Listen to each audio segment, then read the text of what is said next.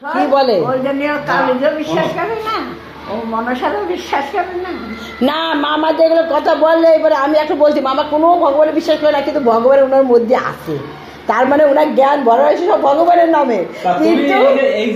কিন্তু ভগবান একটা জিনিস ভাবো, আমি বিয়ে করেছি, আমি যদি তুমি আমার চেনো না, চেনো তুমি এখন আমার চেনো, আমি তুমি ধরো আমার চেনো না, আমার বিয়ে থা করি, আমার ছেলে মেয়ে আছে, আমি তোমার বাড়ি গেলাম, আমি বললাম যে না দিদি আমি বিয়ে করি না, তুমি বিশ্বাস করবা না? করবো বিশ্বাস, কারণ তুমি যে বলিস মুখ দিয়ে আমি বিয়ে করিনি। না তুমি অন্ধবিশ্বাস করবা, আমার তো কোনো প্রমাণ নাই না আছে,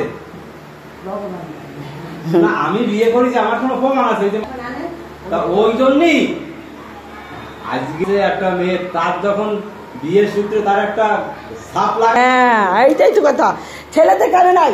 ছেলেরা তো করা উচিত, ছেলেরা দেখাতে বিয়ে করেছে,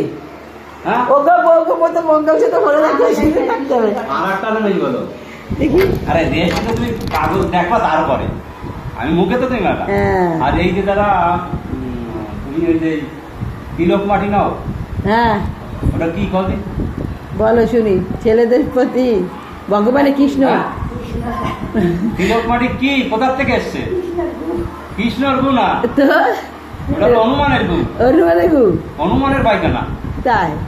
আমি জানি না, আমি তো জানতাম না।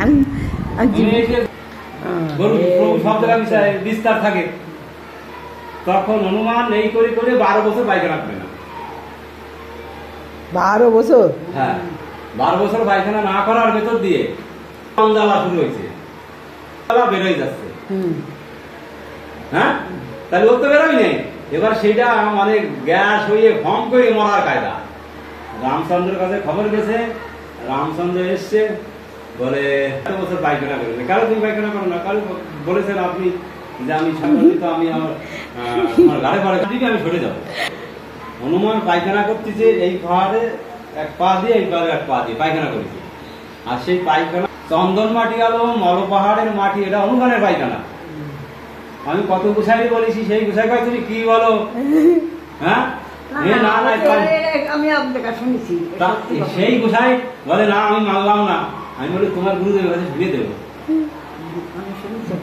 সেই মল পাহাড়ের মাটি, সেটা তো ধার্মিক ছিল, মল পাহাড়ের মাটি সব কপালে দেয়া আছে। এই যে কালকে রাম রাম রাম রাম রাম করে করে ঠিকই তো আছে, হ্যাঁ কপালেই তো যাচ্ছে রাম রাম। দিদি রাম বলতে কেউ ছিল অল্প না, রাম যে বইটা লিখেছে রামায়ণ, সেই রামায়ণে বলছে রাম জন্মাবার 60,000 বছর আগে রামায়ণ রচনা হয়েছে, 60,000 বছর।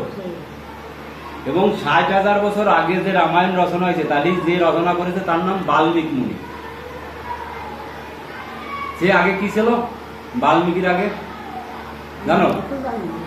সেই রত্নাকার দস্যু ডাকাতি মাকাতি করে ছেলে মেয়েরে খাওয়াতো, তারপরে সে ইয়ে করে এক ইয়ের ওই তাকে ধরে ধরে যে কি আছে দাও এই তো করো, তাহলে তুমি এই যে অন্যায়, তা তুমি কি এই বাঘি কি তারা হবে? কেন হবে না? আমি তখন খারাপ কাজ হবে না কেন? বলে তুমি দুনিয়া লতা কথা দিয়ে বাইরে নিয়ে যাবে। বাড়িতে জিজ্ঞেস করেছে মা ছেলে বউ যারা আছে, বলে সেটা আমরা না কেন নেবো, খাওয়া সেটা তো আমি তা জানি না, তোমার বাঘে আমি সেনতেই ও তোমার মানে রাম বলতে পারতো না, মরা বলতে পারতো, মরা বলতে বলতে বলতে বলতে বলতে কয় 100 বছর ধরে, মানে কয় 100 বছর ধরে মরা মরা ডিবিতে আটকায় ফেলাইতে হবে। এখন ওই ডিবিতে মরা মরা মরা মরা হলে ওই জন্মগ্রহণ করেছে বাল্মীকি মুনি। সেই বাল্মীকি মুনি যা লাগবে তাই যাবে, সেই বাল্মীকি মুনি লিখেছে রামায়ণ, এবং সেই বাল্মীকি মুনি রামায়ণ লিখেছে। সেই রামায়ণে বাল্মীকি মুনি গুড মর্নিং রাম জন্মাবার 60,000 বছর আগে রামায়ণ রচনা